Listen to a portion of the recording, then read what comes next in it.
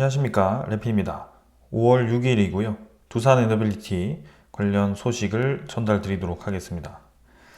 오늘 갑작스럽게 또 이렇게 소식이 방금 나왔습니다. 체코 법원에서 한수원 원전 계약 서명 중지를 결정을 했다라는 소식인데요. 5월 7일에 지금 이제 계약을 확정 짓고 서명하러 지금 이제 우리 고위급 인사들이 출국을 한 상태인데, 지금 그 과정에서 갑작스럽게 서명 중지 결정을 내렸습니다. 그래서 계약 서명 하루 전에 지금 체코 법원이 제동을 걸었고요. EDF의 계약 금지, 가처분 신청 인용을 했습니다. EDF가 결국 법원에다가 가처분 신청을 했고요. 그거를 받아들였다라는 얘기거든요. 그래서 지금 내용을 보면 7일 체결 예정이었던 체코 두코바니 원전 최종 계약이 무산될 수 있는 것으로 알려졌다라고 되었습니다. 그래서 한국수력원자력과의 경쟁에서 뒤처져 최종 수주에 실패한 프랑스 EDF가 체코 법원에 계약 중지 가처분을 신청했고 법원이 인용했다라고 합니다. 그래서 이 이유는 이제 일단 계약이 체결되면 되돌릴 수가 없다. 그래서 EDF가 제기한 문제가 해결될 때까지는 계약을 체결하지 말라라고 판결을 내렸다고 해요. 그래서 여기에 대해서는 이제 체코 반독점 사무소에 항소를 했고 거기에 대해서 기각을 하면서 반발을 했는데요. 요게 지금 기각되고 이제 예정대로 계약 체결되기 하루 전에 이런 결과가 나오면서 상당히 지금 머리가 아프게 되었습니다. 정말 예상치 못한 상황이고요. 이거는 법원의 얘기를 인용했을 때는 되돌릴 수 없다라는 것은 지금 잘못하면 판결에 따라서 계약을 뒤집을 수도 있다라는 그런 얘기로도 들립니다. 그래서 이 체코 원전도 상당히 지금 정치적으로 접근이 되고 있다라는 것이 보여지고요. 이렇게 되면 이제 내일 당연히 우리 원전 관련 종목들이 최근에 이제 기대치로 올랐던 상승분에 대해서 상당히 크게 반납을 할 가능성이 커졌습니다. 자, 그럼 저 법원이 또 이제 무슨 얘기를 하는 건지, EDF가 어떤 의도를 가지고 있는지, 향후 이제 어떤 움직임을 가지는지를 우리가 좀 생각을 해봐야 되는데요. 그럼 EDF는 또 한 번 항소를 할 수 있는 건가? 아니면은 다른 이제 소송이 진행되고 있는 게 있는가? 요거를 생각할 수밖에 없습니다. 그래서 만약에 이제 체코 반독점 사무소에다가 다시 한번 항소를 할 수 있다고 하더라도 사실 요거는 크게 문제가 되지 않습니다. 어차피 체코 반독점 사무소에서는 이 제기했던 문제가 크게 문제가 되지 않는다라고 얘기를 했고, 또 한번 항소를 한다라고 해서 결과가 달라질 것 같지는 않습니다. 근데 만약에라도 이제 다른 소송에 대해서 이 체코 법원이 염두를 해두고 이런 얘기를 했다라고 한다면 조금은 우리가 의심을 해볼 필요가 있겠습니다. 지금 이제 아까 멘트들이 조금 공격적이었거든요. 왜냐하면 지금 계약하면 뒤돌릴 수 없다, 되돌릴 수 없다. 그래서 EDF가 유리한 판결을 받아도 되돌릴 수 없다라는 것이 상당히 좀 마음에 걸리는 얘기입니다. 그래서 제가 한번 그 내용이 어떤 의미인지 한번 좀 찾아보았거든요. 자, 그래서 이 내용은 이제 24년 10월 내용입니다. 부당한 보조금 한수원의 진 프랑스 전력공사 EDF가 체코 원전 수주 결과를 두고 EU에다가 제소를 했다라는 내용이 있습니다. 그 내용은 지금 이제 EDF가 EU 집행위원회에다가 수주 결과에 대한 이의 제기를 했고, 낮은 건설 단가가 지금 한국에 정부 보조금이 들어왔기 때문에 가능하다라는 주장을 한 겁니다. 근데 한수원은 당연히 정부에서 어떤 보조금도 받지 않았다라고 반박을 했고요. 여기에 대해서 지금 계속 이제 얘기가 오고 갔던 겁니다. 그래서 총 사업비가 24조 원 규모였고 지금 이제 이게 26조로 증가를 했는데요. 그럼에도 이제 프랑스 EDF가 생각하기에는 본인들 대비해서 너무 이제 가격이 낮으니까 지금 요거를 정부 보조금을 무리하게 받아서 우리보다 훨씬 경쟁력 있는 가격으로 들어와서 이렇게 된 거 아니냐. 그러면 EU 보조금 정책에 위반되는 거 아니냐라고 집행위원회에다가 제소를 했던 겁니다. 그래서 이게 지금 작년 10월 얘기인데요. 그 뒤로는 이제 EU 집행위원회에 대한 제소 내용은 사실 언급이 되지 않았었습니다.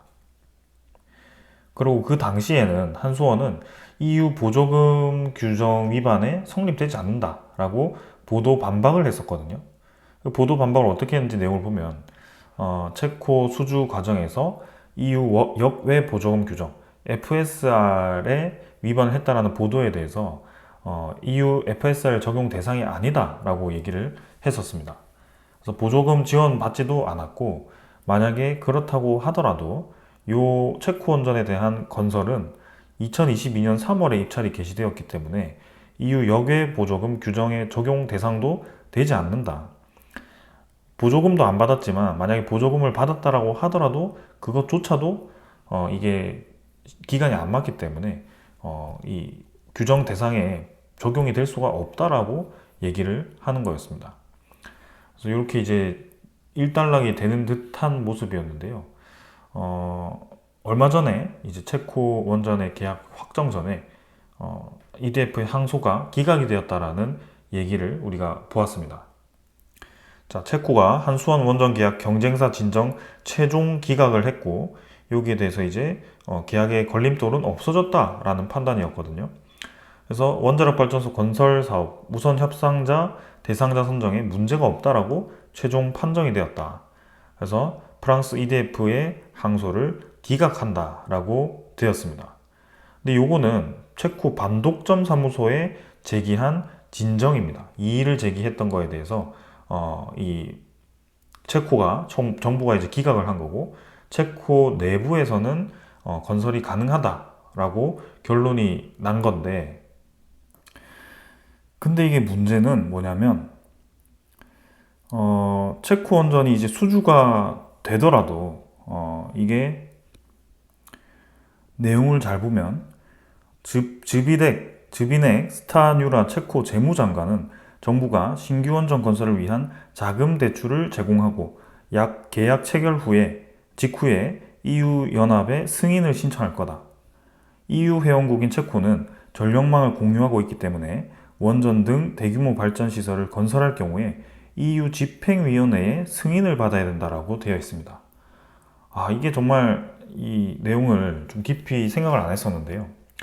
지금 체코 법원의 얘기와 이 EU 집행위원회 승인을 연결해 보면 체코 법원의 내용이 EU 집행위원회에 제기된 EDF의 제소를 해결하기 전까지는 계약을 할 수 없다라는 얘기가 아닌가 싶습니다. 그렇다고 한다면 이 EU 집행위원회에서 프랑스 EDF의 손을 들어줄 수도 있다라는 뜻이고 이 계약이 끝날 때까지 이 계약이 아니죠. 지금 제소가 끝날 때까지 시간이 꽤 걸릴 수도 있다. 왜냐하면 작년 10월에 제소가 되었는데도 올해 5월까지 지금 별 얘기가 없었다가 그 과정이 지금 진행되고 있다는 뜻이거든요. 그럼 거기에 대한 결론이 아직도 나지 않았다는 뜻입니다. 지금 10월부터 해서 5월까지 하면 거의 7개월, 8개월까지 왔는데요. 그럼에도 첫 번째 결론도 나지 않았다. 그거는 정말 이제 우리에게는 최악의 한 수다라고 생각이 듭니다. 그래서 지금 잘못하면 올해 내에도 결론이 나지 않을 수도 있는 그런 상황인데 이게 또 다급한 것이 우리나라도 지금 6월에 대선이 있죠. 그래서 새로운 이제 정부가 또 들어설 수도 있고 아닐 수도 있는데 그런 와중에 지금 체코도 10월에 총선이 있습니다. 이 총선으로 인해서 지금 현재 체코 정부가 교체가 된다라고 하면 이게 얘기가 좀 이상해집니다. 왜냐하면 지금 체코의 정부의 야당은 프랑스 EDF와 계약을 하고 싶어하는 쪽이거든요. 프랑스가 아니라 이제 EU 쪽과 친 EU 쪽입니다. 그래서 폴란드도 우리가 에로와의 계약을 체결하고 나서도 그 퐁트누프 원전에 대한 계약이 흐지부지 된 것이 정권 교체가 일어나면서 그런 현상이 발생했고요. 이 체코도 계약이 지지부진하게 계속 밀리게 되면 결국에는 새로운 정권이 들어선다고 했을 때 이 계약이 뒤집어질 수도 있다. 그리고 EU 집행위원회에서 어떤 결론을 낼지 모른다. 이러한 상황이 된 겁니다. 그렇다고 한다면 지금 올해 내에 본계약 체결하기가 어려울 수 있는 그런 상황이 된 거고 두산 에너빌리티 입장에서 컨센서스에 반영했던 체코 원전의 3.8조 원의 주기기 계약도 당연히 내년으로 밀리거나 아예 무효화가 될 수 있는 그런 상황이라서 주가 입장에서 상당히 큰 타격을 받을 수 있다라고 생각이 듭니다. 그래서 지금은 당장 우리가 대처할 수가 없습니다. 장이 열리고 급락한 상태에서 할 수밖에 없고, 사실 이제 저는 며칠 전부터, 그 이전부터, 오래 전부터 분할 매도를 계속 말씀을 드렸고, 사실상 이제 두산 에너빌리티의 추가 상승 모멘텀보다는 이런 뭐 횡보를 한다든지 아니면 이런 불확실성에 대해서 계속 우려가 되었었기 때문에 그런 말씀을 좀 드렸던 건데요. 근데 사실 이 계약에 거의 무효화하다시피 하루 전에 이렇게 정지를 할지는 저도 예상을 못했습니다. 그래서 이거는 정말 허탈한 상황이고, 이미 일이 벌어졌기 때문에 일단 내일 장에서 봐야 되고, 급락은 뭐 정해진 거고, 그 뒤에 이제 이 EDF의 제소가 정말 이제 체코 법원이 제가 방금 이제 예상한 것처럼 EU 집행위원회의 결론을 기다린다고 하면 이건 좀 심각한 문제가 될 수 있다라고 생각이 되고요. 만약 그게 아니고 이제 EU 집행위원회 얘기가 아니라 예를 들어 이제 또 체코 반독점 사무소에다가 한 번 더 항소할 수 있는 기회가 생겨서 그런 기회를 기다린다고 한다면 조금 이제 늦어지면서 계약은 할 수는 있겠죠. 근데 지금 분위기를 봐서는 전자일 가능성이 있어 보이고 조금 더 신중하게 기다려 봐야 되겠다. 근데 예를 들어 전자가 맞다고 한다면 지금 주가는 아주 크게 타격을 받을 가능성이 큽니다. 당장에서야 상승 모멘텀이 확 꺾여버리는 그런 상황이고요. SMR에 대한 가능성도 있지만 SMR은 사실 2027년에나 착공에 들어가서 매출이 발생하기 위해서 2029년 이상으로 가야 되고요.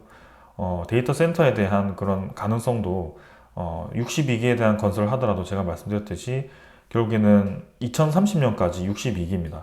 그래서 한 개당 1000억 정도를 예상했을 때는 사실 매년 1조 정도밖에 수주가 되지 않는다. 그래서 대형 원전, 체코 원전 2개 해서 3.8조 수주하는 거와는 완전 차원이 다르다라는 뜻이고, 지금은 이 두산 에너빌리티의 컨센서스 올해 10조 수주를 예상했는 그 비중의 거의 40%가 날아갈 수 있다는 그런 상황이라면 좀 심각한 상황인 것 같습니다. 자, 그래서 일단 내일 추가적인 소식이 들려오면 또 한번 정리를 해 보도록 하고요. 지금은 좋지 않은 상황, 일단은 어떻게 봐야 되는지 정리를 드렸습니다. 그래서 추가적인 이제 주식에 대해서는 어떻게 대응해야 되느냐는 저는 뭐 일절 얘기하지 않겠습니다. 이미 저는 이전에 제 의견을 말씀드렸고 거기에 대해서 분할 매도 시그널을 꽤나 오랫동안 말씀을 드렸기 때문에 거기에 대해서 더 이상 말씀드릴 수는 없고요. 지금은 이제 EU 집행위원회의 그런 결론이냐 아니냐 그런 거를 좀 확실하게 짚어봐야 될 것 같습니다. 자, 오늘 여기까지 하고요. 내일 또 시장 분위기 보고 또 한번 보도록 하겠습니다. 감사합니다.